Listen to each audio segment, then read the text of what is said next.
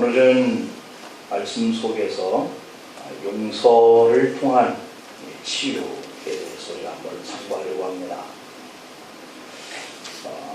날씨가 너무 더워졌습니다. 많이 뜨거워졌고, 그래서 열사병에 걸리지 않도록 조심을 할 필요가 있는 것은, 요즘에 인도에서 뉴스에 보니까 한 달 사이에 400명이 죽었어요. 그것은 51도까지 온도가 올라가는 것 때문에 그렇게 되었다고 하니까, 우리나라도 못지않게 벌써 5월 달에 31도, 2도까지 올라가는 것은 60 몇 년 만에 처음이다, 그런 것 같아요. 하여튼 뭔 일이 있으면 몇십 년 만에 이렇게 얘기하는 거가 특색인 것 같아요. 이런 속에서 우리가 일을 해나가고 맡은 일들을 하시느라고 대단히 고생이 많으십니다. 그렇다 해서 목사가 앞에 서서 이런 일에 대해서 앞장서서 같이 공론하면서 불평하고 원망하고, 하나님 왜 이러십니까? 자꾸 그러면 고라다손처럼 우리도 다 한목에 망할 거란 말이에요. 그런 차원 속에서 오늘 이 말씀을 대조해서 생각해 보면 굉장히 큰 의미가 있다라고 생각이 되어져요. 그럼에도 불구하고 우리가 삶의 자리 속에서 힘든 부분을 어떻게 하면서 우리가 살아가야 할 것이냐라고 하는 의미가, 오늘은 그 치유의 세 번째 말씀을 전합니다. 5월 달에 그런 여러 가지 절기들이 있어서 좀 띄어가지고 오늘 세 번째 말씀을 같이 나눠보겠습니다. 어느 교회에서 목회자가 용서에 대해서 설교를 했는데, 설교 중에 혹시 여러분들 중에 미워하는 사람이 한 사람도 없는 사람 한번 손 들어보세요, 그렇게 얘기했어요. 여러분, 여기에도 한 사람도 미워하지 않고 사는 사람이 있나요? 나는 지금까지 살면서 누구도 미워해 본 적이 없다 라고 하는 분, 이게 아무런 반응이 없었어요. 그래서 목사님은 아무도 안 계신가요? 하고 두 번째 또 물었다고 그래요. 그때 맨 뒤에 앉아 계신 할아버지 한 분이 손을 들어서 이렇게 말했어요. 손을 펴하니까 목사님 너무 감격스러워서, 할아버지 어떻게 하면 평생 살면서 이렇게 한 사람도 미운 사람이 없이 이렇게 사실 수 있느냐, 우리에게 좀 말씀 좀 해주세요. 방법을, 비법을. 그랬더니 할아버지가 하시는 말씀이, 지금은 그 미워하는 사람들이 다 죽었습니다. 지금은 한 사람도 없다 그러고 있죠. 그만큼 사실은 연세에 비해서 미워하지 않는 사람이 없을 수 없는 그러한 이치를 우리에게 말해주는 것인데, 여러분, 사실 우리가 보기만 해도 밉고 보기만 해도 분노가 치미는 이런 대상이 있을 수 있어요. 만나고 싶지 않고 말도 하기 싫은 사람들이 있을 수 있어요. 누군가를 만나면 그 사람에 대해서 부정적으로 말하게 되는 이런 사람이 있을 수 있어요. 저희는 목회를 하는 목사 입장에 있음에도 불구하고 어떤 목사님이 이런 얘기를 합니다. 자신과 함께 신앙생활을 하다가 교회를 떠난 사람들 중에 몇 명은 죽는 날까지 만나지 않았으면 한다는 이야기를 하는 분들이 있어요.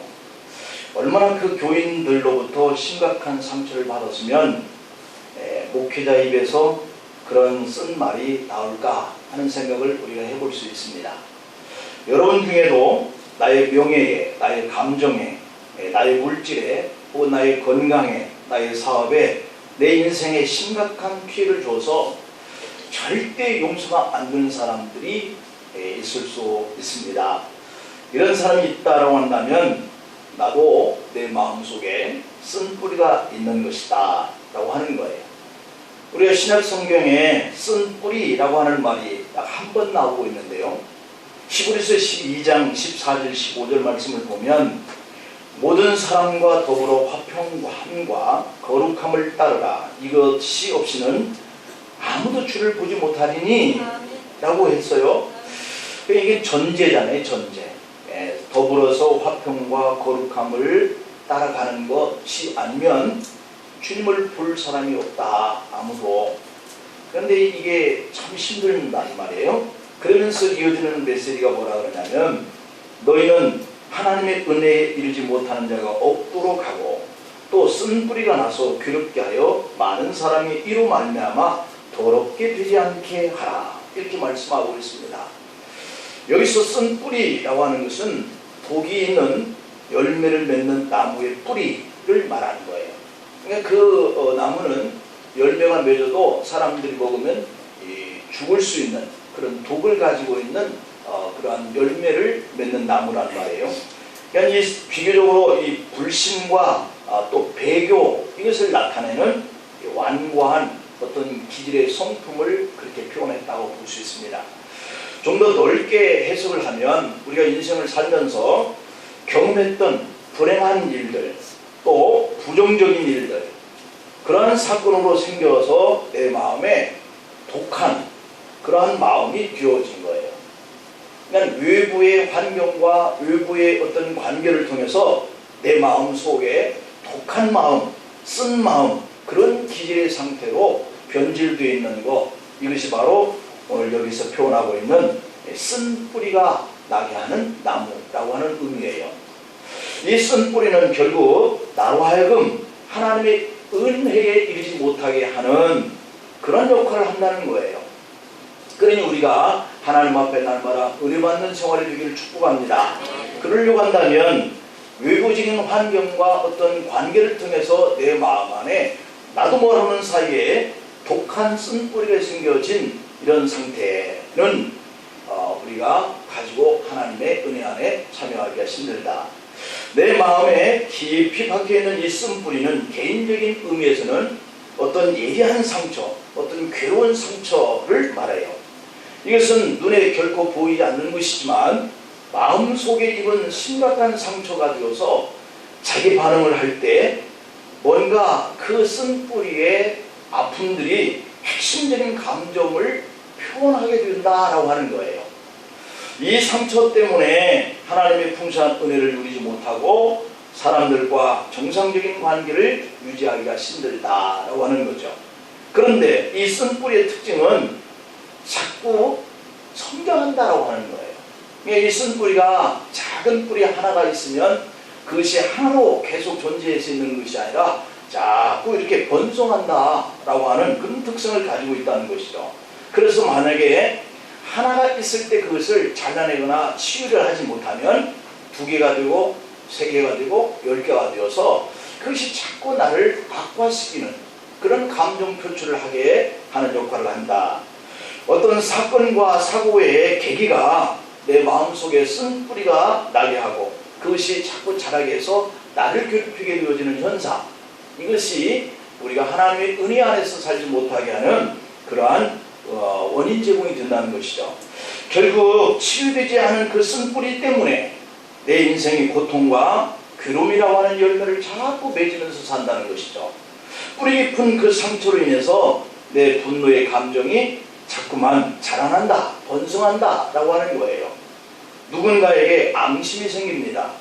다른 사람과의 관계에 원한을 맺게 됩니다.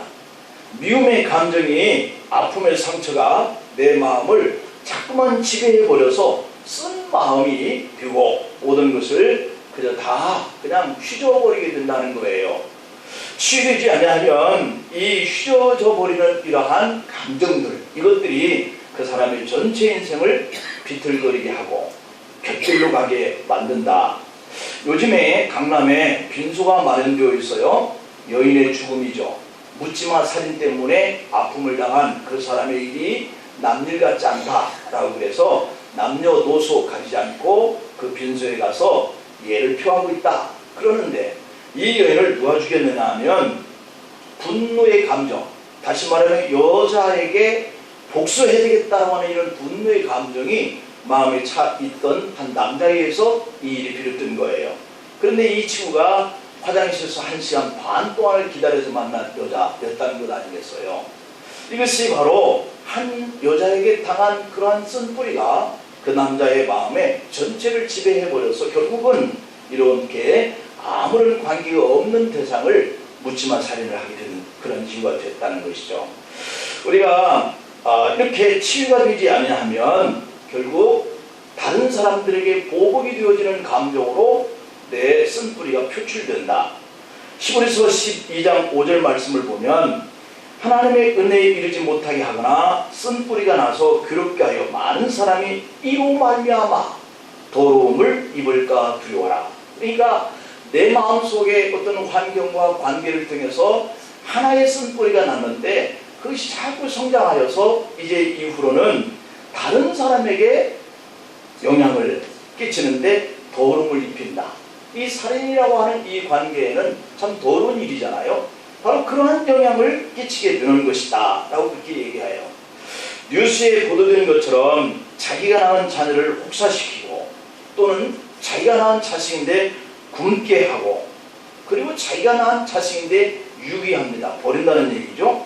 이런 부모가 그 마음속에 채워져 있는 이 분노, 미움 이러한 쓴뿌리 때문에 애매한 자기 자녀들에게 이렇게 그 영향을 끼치게 되어진다라고 하는 거예요.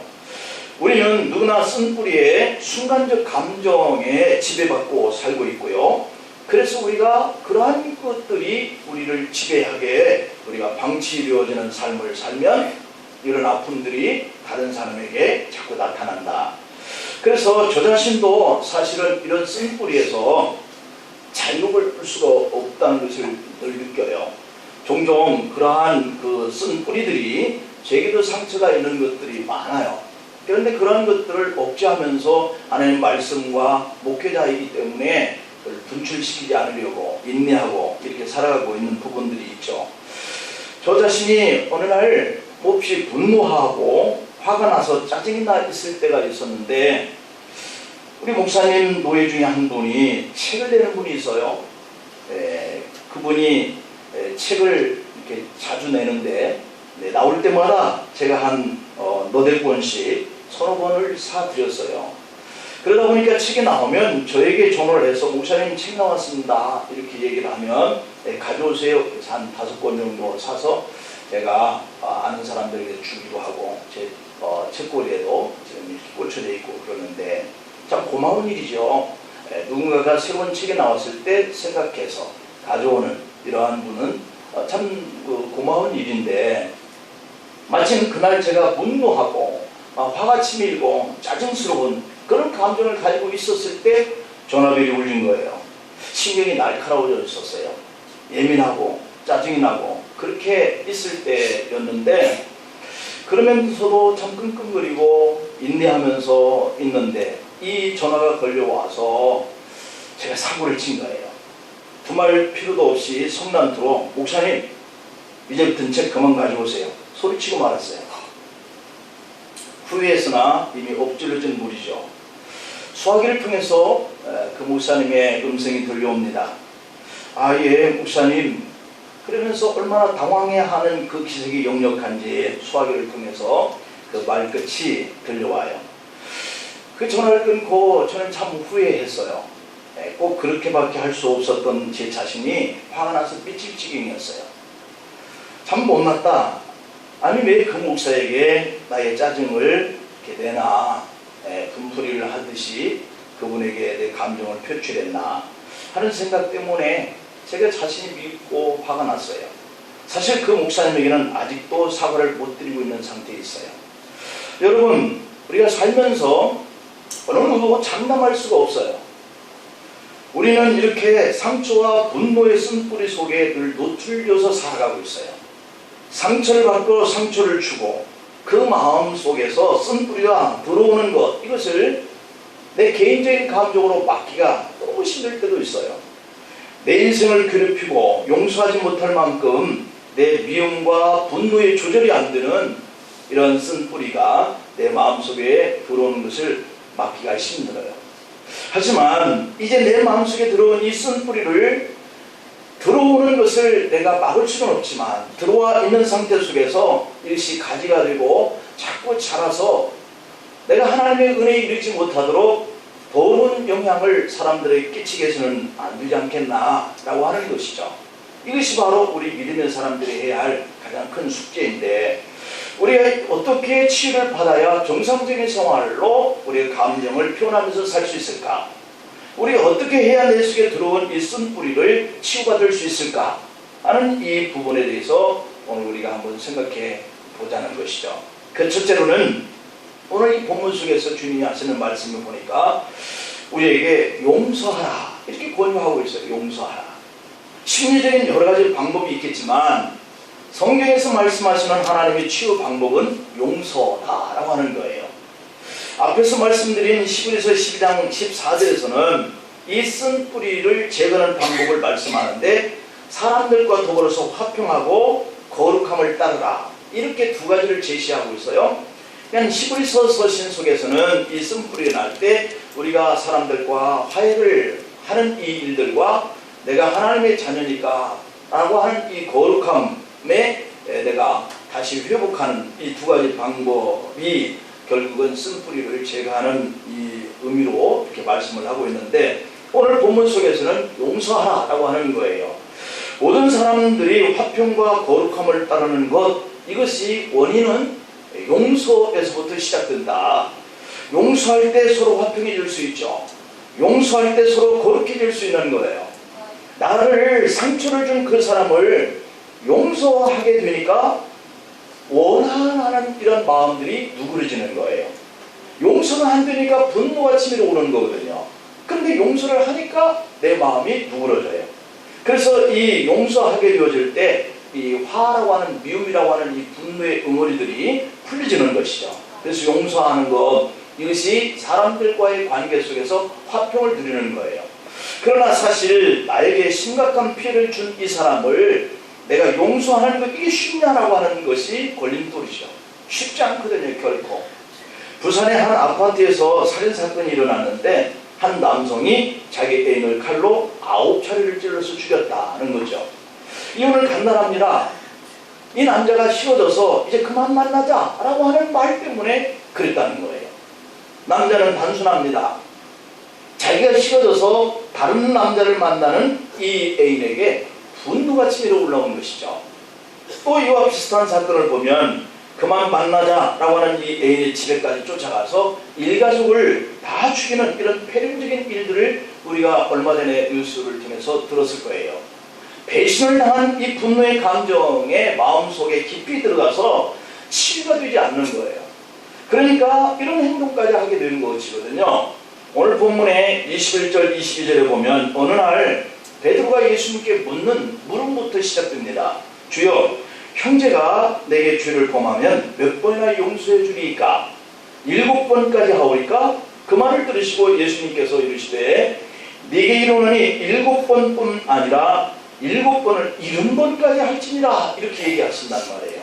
사실 베드로는 7번 정도라고 하는 말을 할 때는 대단히 그 당시의 풍습으로 볼 때 많이 더 배로 더 부풀려서 용서해주면 이라고 하는 말을 한 거예요. 당시 바리새인들은 3번 용서하는 것이 율법적으로 이렇게 정해져 있는 거예요. 그래서 3번 정도 용서하면 이렇게 얘기하지 않고 그 배로 7번 정도 용서하면 되겠습니까? 라고 자신의 어떤 의견이 정말 크게 정말 아량을 베풀어서 말한 것처럼 의기양양하게 그렇게 물었을 것 같아요. 그런데 오늘 예수님은 이 베드로의 그 지리를 받고 7번을 70번까지, 이것을 숫자적으로 얘기하면 490번까지 용서할지니라, 이렇게 얘기를 하신 거예요. 여러분, 3번 용서했던 그 당시의 풍습에 따라 490번이라고 하는 것은 상상할 수도 없는 용서의 숫자이단 말이에요.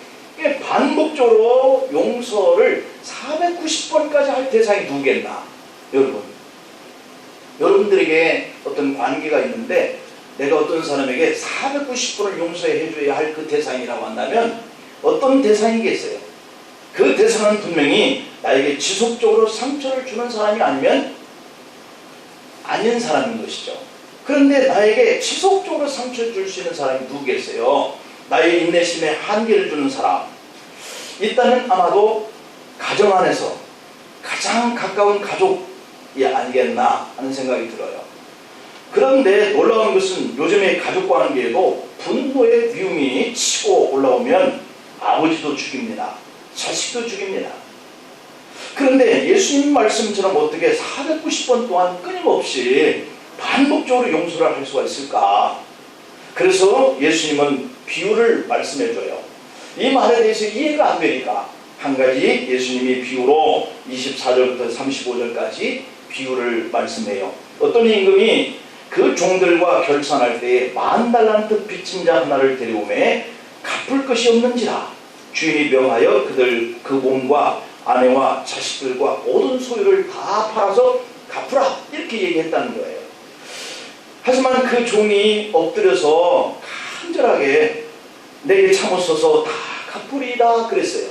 언제까지 참아주고 언제까지 갚겠다는 얘기는 없지만 그냥 참아달라, 갚겠다는 것이죠. 그 말을 듣고 그 종의 주인이 그 종을 불쌍히 여겨서 놓아보내며 그 빚을 다 안 갚아도 된다 이렇게 탕감해 줬다는 거예요. 하지만 그 탕감받은 종이 얼마나 기뻤겠어요. 그날 그 기쁨 중에 누구를 만나든지 오케이 했을 거란 말이에요. 그런데 이 종은 그렇지 못해요. 100데나리온 빚진 동료를 길에서 만났는데 붙들고 목을 잡고 내 빚 갚아라 라고 했다는 거예요. 자기가 주인에게 그렇게 빌었듯이 그 동료도 그에게 엎드려 울면서 간구한 거예요. 나에게 좀 참아주면 내가 갚겠다. 하지만 탕감받은 자는 친구의 이러한 간청에도 불구하고 안 돼, 멱살을 잡아서 감옥까지 끌어다가 가지고 말았다라고 하는 거예요. 이런 모습을 그 동료들이 보고 너무 딱하게 생각되어지는 거예요. 아니 자기는 그 주인에게 엄청난 빚을 다 탕감받고 나오면서 이 친구 작은 빚 하나 용서 못할까 하는 것이 너무 딱하여서 그 주인에게 가서 그 비워진 일을 다 알려버렸어요. 이런 말을 다 듣게 된 주인은 탕감해준 종을 다시 부릅니다. 이 악한 종아, 네가 빌기에 내가 네 빚을 다 전부 탕감하여 줬거늘 내가 너를 불쌍히 여김과 같이 너도 네 동료를 불쌍히 여김이 마땅하거늘 라고 이렇게 표현하고 있어요. 그러면서 주인은 노하여 그 빚을 다 갚을 때까지 옥졸들에게 그 애를 넘겨버렸다라고 하는 겁니다. 자, 이런 비유를 베드로가 3번쯤 용서해줘야 할 그 당시에 법적으로 그 단계를 뛰어넘어서 7번 정도 용서하면 좋겠습니까? 라고 하는 말 끝에 이 비유를 하셨단 말이에요. 35절 본문에 보면 너희가 각각 마음으로 형제를 용서하지 아니하면 나의 하늘 아버지께서도 너희에게 이와 같이 하시리라 라고 하는 거예요. 우리가 마음에 분노와 미움의 감정에 그것들을 내가 치유를 받고 안 받고를 떠나서 내가 하나님의 앞에서 은혜 받고 살아가는 이 관계는 내가 이 땅에서 관계하는 그 삶대로 하나님 그대로 우리에게 하겠다라고 하는 것이기 때문에 내가 용서를 받기 위해서는 나도 누군가 용서하고 살아가지 아니하면 안 되는 법칙을 설명하고 있는 거예요. 그러니 우리가 내가 은혜 생활을 하기 위해서 내가 용서하는 삶, 이것을 우리가 삶 속에 표현하고 살아야 되겠다. 그렇습니다. 오늘 이 탕감을 받고도 자기 친구를 용서하지 못하고 옥에 가둬버린 종의 행동에 대해서 여러분은 어떤 생각이 드십니까? 그 모습을 바꿔서 그게 나라고 생각을 한번 해볼 필요가 있겠죠. 그래야 이 말씀에 도전이 되지 않겠어요. 배은망덕한 사람이다 라고 하는 생각 때문에 옆에 있는 다른 사람들이 이 종을 주인에게 가서 고발을 해버리는 이런 모습을 들 만큼 내가 용서하지 못하고 사는 삶이 이렇게 상대방에게는 안타깝게 여기는 것이다 라고 하는 거예요. 마땅히 벌을 받아야 할 사람이라고 하는 생각, 이것이 우리가 상대방이 용서하지 못한 사람의 모습을 볼 때 우리 마음에 밀려오는 것들이에요. 왜 그거 하나 용서하지 못할까 하는 생각들로 상대방을 보지만 그 상대가 내가 용서하지 못할 때 바라보는 모습이다 라고 하는 생각을 가질 필요가 있는 것이죠. 우리가 나는 나에게 상처 준 사람을 몇 번이나 용서 좀 하고 살까? 이렇게 490번 정도 용서하면서 살 수 있을까? 도저히 용서할 수가 없어서 용서되지 않아서 화를 내고 분노를 토하고 다시는 상종치 않거나 죽이고 싶을 만큼 쓴 마음이 살아서 미워하고 있다고 한다면 우리가 바로 자신을 용서받고도 다른 사람을 용서 못한 종과 같은 사람이라고 하는 거예요. 친구가 빌려간 돈과 주인에게 탕감받은 돈은 비교할 수 없을 만큼 엄청난 차이예요. 10,000달란트와 1데나리온, 이것은요 50만 분의 1이에요. 여러분 50만 원을 용서받는 사람이 1원을 용서받지 못했다. 이 50만 원 정도 하니까 별 차이가 없는 거죠. 이걸 자꾸 한번 올라가면 100만 원 받을 때 2원, 이런 식으로 올라가면 엄청난 거예요. 엄청난 거. 그래서 이렇게 엄청난 은혜를 받은 자가 작은 자 하나를 용서 못하고 살아가는 모습이 곧 우리의 모습이다. 우리의 허물과 죄를 용서받는 것은 예수님이 내 대신 죽어주신 생명의 값이에요. 내가 누구인가를 위해서 죽어준다고 하는 것은 엄청난 일이죠. 그런데 그런 은혜를 받고 나는 나에게 감정적으로 잘못한 사람 한 사람을 용서 못하고 사니 얼마나 우리가 정말 사람들에게 더러운 영향을 끼치고 사는 거예요. 엄청난 구원을 받은 은혜 때문에 살면서도 아주 사소한 작은 것이 그렇게도 내 가슴 속에 아직도 남아서 나를 괴롭히고 나로 하여금 가족의 화평을 깨뜨리는 이런 삶을 살게 하고 있다면 나는 탕감받고서도 친구를 용서 못한 감옥에 갇힌 신세가 된 종과 같은 모습이다. 우리는 내 자존심 하나만 건드려도 도저히 용서 못합니다. 내 마음에 조그만 상처를 주어도 그것을 생채계로 간직하고 생각하면서 용서하지 못하는 이런 자리에 있습니다. 그런 내가 뭐 그렇게 많은 잘못을 했는가 라고 생각을 할지는 모르지만 하나님이라고 하는 그 거울 앞에 내가 서면 나의 죄된 모습이 드러나게 될 거예요. 오늘 본문 32절 33절을 우리가 한번 볼까요? 다 같이 한번 읽어보겠습니다. 32절과 33절 시작. 이에 주인이 그를 불러다가 말하되 악한 종아, 네가 그리기에 내가 네 빚을 전부 탕감하여 줬거늘 내가 너를 불쌍히 여긴 것 같이 너도 네 동료를 불쌍히 여김이 마땅하지 아니하냐고. 아멘. 우리가 하나님께 용서받았으니 우리에게 피해를 입힌 사람을 용서하는 것은 당연하다는 얘기예요. 우리가 하나님으로부터 용서받은 대로 우리도 다른 사람들을 용서하면 쓴 마음이 치유가 되는 줄 믿습니다. 100데나리온과 10,000달란트에 비교하면 50만 분의 1, 아주 미미한 수준인데 용서받고 영생의 생명으로 구원받았는데 나의 감정에 상처를 받았다고 내 명예에 상처를 입혔다고 용서하지 못하면서 쓴 마음 그대로 가지고 우리가 살아가서는 결코 안 된다. 전남의 여수시 율촌면 신풍리에 가면 손양원 목사님의 삼부자의 묘가 있습니다. 1948년 10월 21일 순교한 동인, 동신 이 두 아들의 하관식 자리에 손양원 목사님은 자신도 죽으면 아들들이 묻힌 그 자리에 묻어달라 이렇게 유언한 대로 1950년 9월 28일 공산당들에게 순교당한 손양원 목사님을 두 아들의 묘가 있는 바로 뒤에 안장을 하였고 1977년 11월 26일 정양순 사모님도 그곳에 합장했다 그럽니다. 6.25 전쟁에 발발하고 부산을 제외한 남한 전체가 이 공산당의 수중에 들어갔을 때 교인들이 목사님을 피신시키려고 신풍리 앞바다에서 피난선을 띄워서 태워보내려고 했었는데 손 목사님은 피난을 거부하고 성도들과 함께 공산당에 체포되어서 여수 감옥에 감금되셨다가 1950년 9월 28일 과수원에서 죽음으로 발견되셨습니다. 손양원 목사님은 두 아들을 죽인 이 사람들을 용서하고 그 아들을 양아들로 삼았다 그래요. 정말 있을 수 없는 일이고요. 참 힘든 일을 하신 분이죠. 그리고 삼부자가 다 함께 순교의 믿음을 지켜갔었습니다.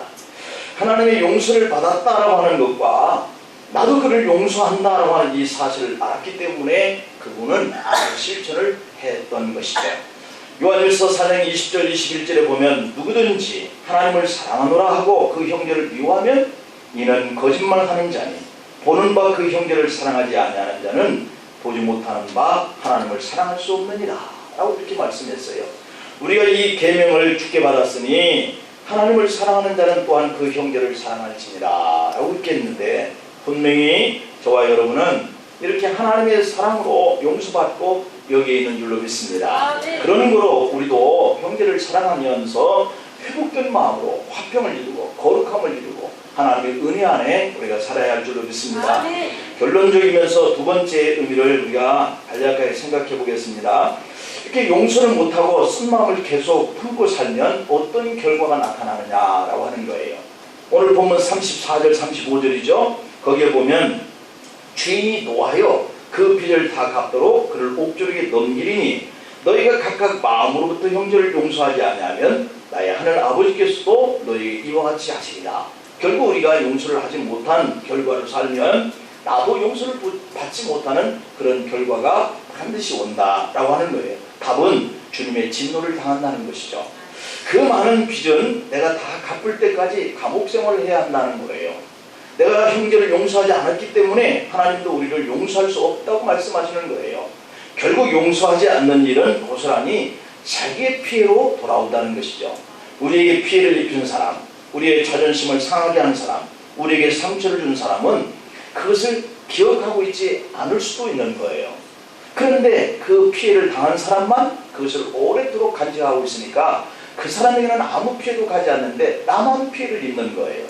그러면 그 피해를 보아서 손해고 그것을 잊지 못해서 정상적으로 살지 못하기 때문에 또 한 번 손해를 보는 거예요. 교회에 오래 출석해서도 속 사람이 변화되지 않는 큰 이유 중에 한 가지는 상한 마음을 갖고 있기 때문에 변화되기가 그렇게 어렵다는 거예요. 인생의 엉어리를 풀라라고 하는 책에서 용서하지 않은 자가 당하는 영적 피해를 12가지로 표현을 하고 있는데, 첫째는 용서하지 않으면 마음이 더러워진다. 두 번째, 용서하지 않으면 사탄의 틈을 탄다. 세 번째, 용서하지 않으면 미워하는 사람을 닮아간다. 네 번째, 용서하지 않으면 그런 이성과 결혼하게 된다. 다섯 번째, 용서하지 않으면 주님과 멀어진다. 여섯 번째, 용서하지 않으면 주님을 닮아갈 수가 없다. 일곱 번째, 용서하지 않으면 관계가 회복되지 않는다. 여덟 번째, 용서하지 않으면 몸이 쇠약해진다. 아홉 번째, 용서하지 않으면 외롭게 산다. 열 번째, 용서하지 않으면 과거에 묶여서 산다. 11번째, 용서하지 않으면 상처가 치유되지 않는다. 12번째, 마지막으로 용서하지 않으면 나도 용서가 될 수 없다. 이것은 결론은 죽는 날까지 쓴 마음을 품고 살면 죽는 날까지 손해를 보게 된다는 거예요. 용서하지 못하면 일생 동안 과거를 꺼내서 자유함을 누릴 수가 없다는 거예요. 용서하기가 힘들지만 만들어낸 상처가 아물기가 참 어렵지만 그것 때문에 분노와 적개심과 복수심이 자꾸 증가되어지는 것, 그것 때문에 내가 가장 많은 피해를 본다는 것, 이것을 우리가 기억할 필요가 있다고 하는 것이에요. 그래서 오늘 우리가 쓴 마음의 결과는 자신에게만 멈추는 것이 아니라 자손들에게도 나쁜 영향을 끼친다라고 신명기서 5장 9절에서 표현하고 있는데, 여러분, 용서는 힘이 있는 줄 믿습니다. 심리적인 치유 효과도 있습니다. 정서적인 고통을 완화시켜주고 우울증과 불안을 감소시켜주고 개인의 자존심을 회복시켜주고 분노의 폭발을 막아주고 분노와 죄의식으로부터